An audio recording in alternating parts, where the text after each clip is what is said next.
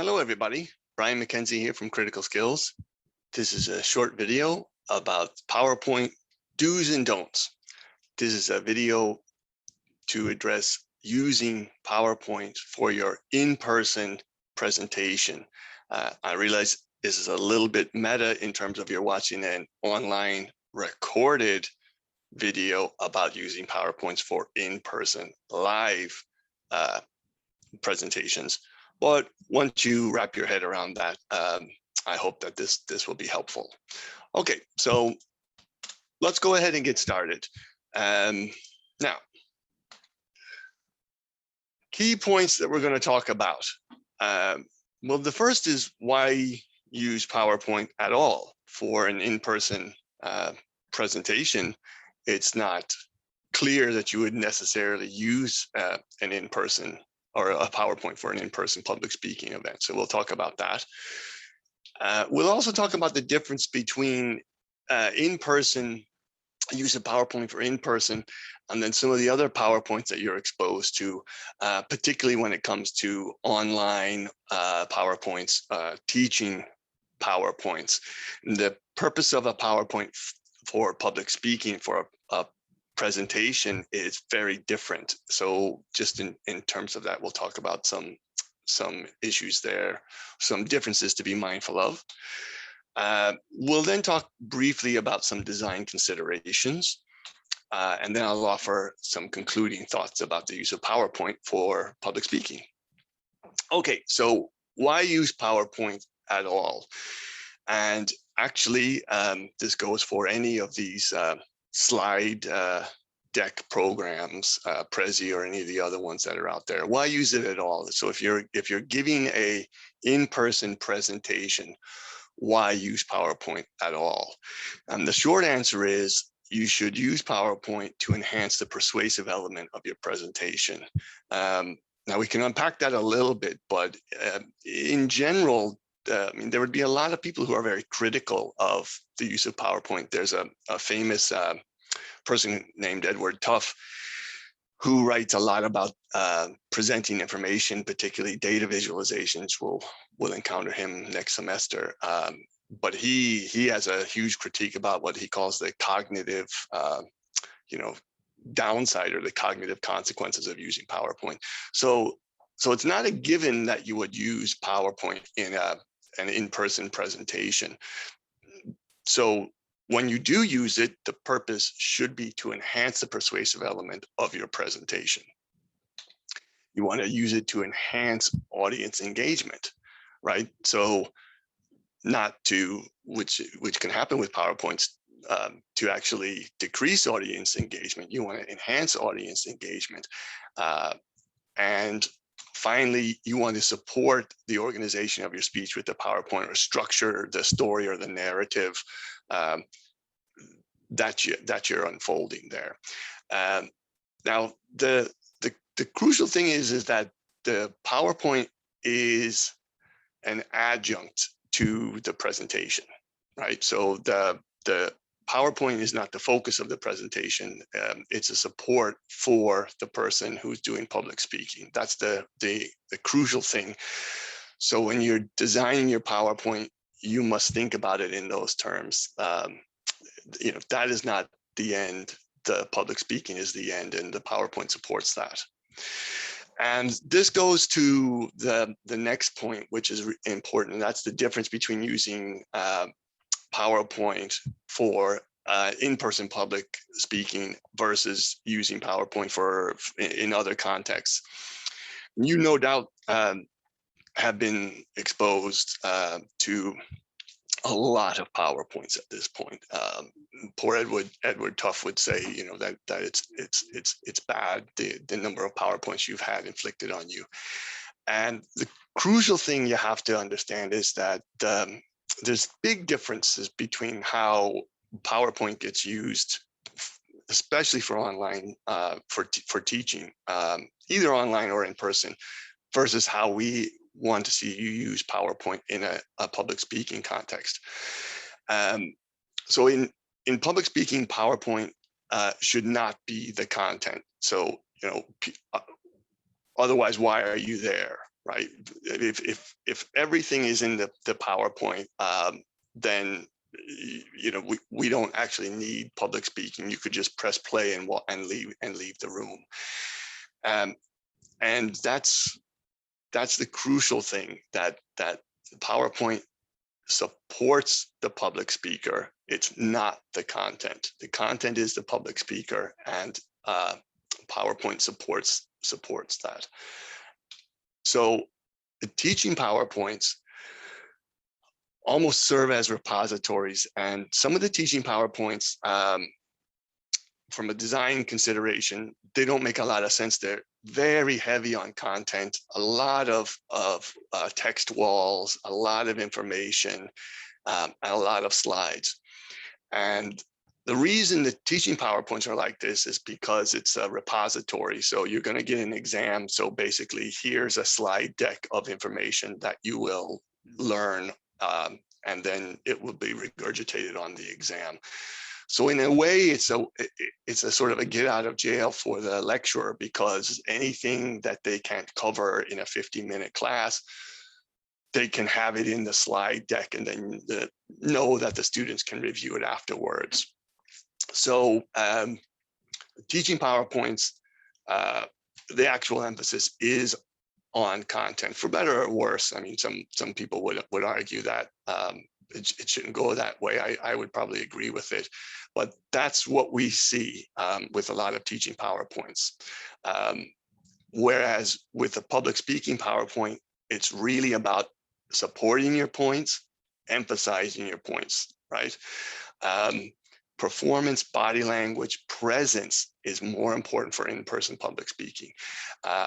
So the body language, the presence you have, the interaction with the audience, all of these things of in-person communication are crucial and extremely effective.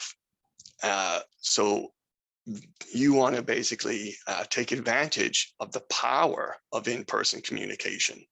And if the more that you rely on a PowerPoint, the less you're taking advantage of the power of in-person public speaking, the ability to connect with your audience, to reach your audience. Okay, so don't use teaching PowerPoints that you've seen as models for public speaking PowerPoints. They're generally used for different purposes, or specifically designed in different purposes. So in terms of your PowerPoint, let's talk about design considerations. The simpler, the better. So you don't need a lot of bells and whistles in a PowerPoint. And in fact, if you do have a lot of bells and whistles in a PowerPoint, it's actually a distraction. Okay, we don't want race car sounds as your words zoom in and things like that. So the simpler, the better with the PowerPoint. And obviously, we want to try to keep text to an absolute minimum. Okay.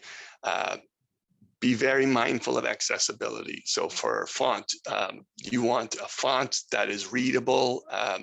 Arial is fairly standard for accessibility in terms of being friendly, dyslexic friendly. Sans serif fonts, size minimum of 40 for a size.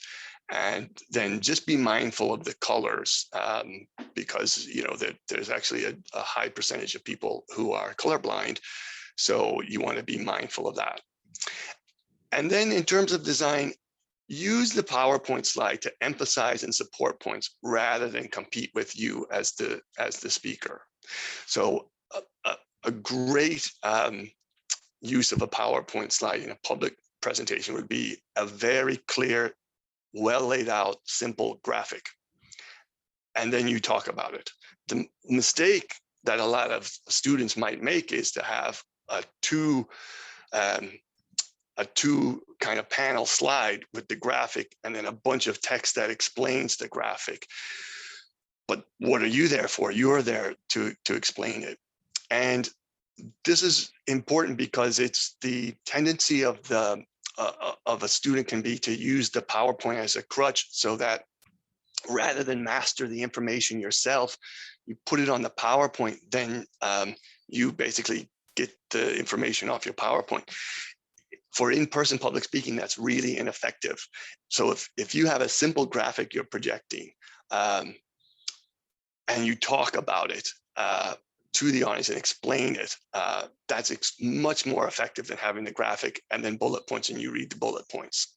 If I was doing a presentation about, the refugee crisis in the Mediterranean, I could have perhaps an image of a refugee boat, and then talk about it. So it's really about the slides emphasize and support points that you are making as the speaker, the in-person speaker. Okay, so don't compete. Where's the audience looking? Are they looking at you? Are they looking at the PowerPoint? Are you subservient to the PowerPoint?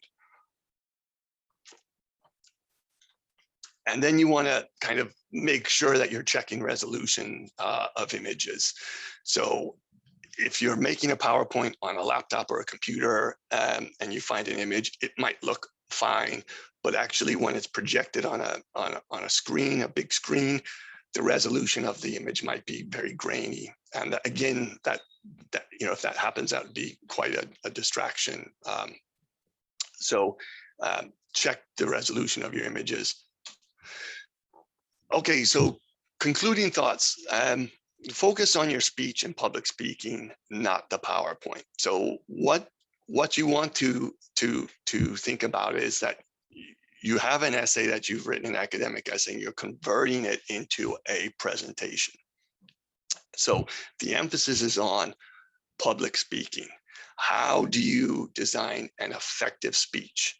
How do you structure it? How are you converting that academic essay into an effective speech?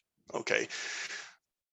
Don't then, so that you are doing a public speaking presentation, not a PowerPoint. So don't focus on the PowerPoint, focus on being an effective public speaker.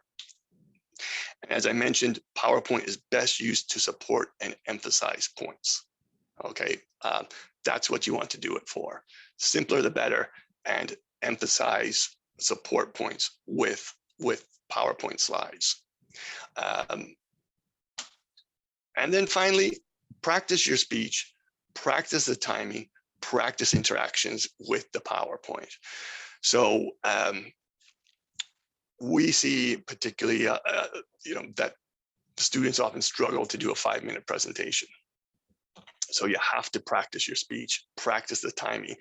And if you've got a PowerPoint deck or a slide deck, you need to practice your interactions and the flow of your speech in terms of the PowerPoint. Okay, so this is a very, very short recording, and there's things that we didn't touch on. Attribution, use of copyright images, and things like that we can talk about in class. But the main takeaway I want you to get is that the PowerPoint should be simple.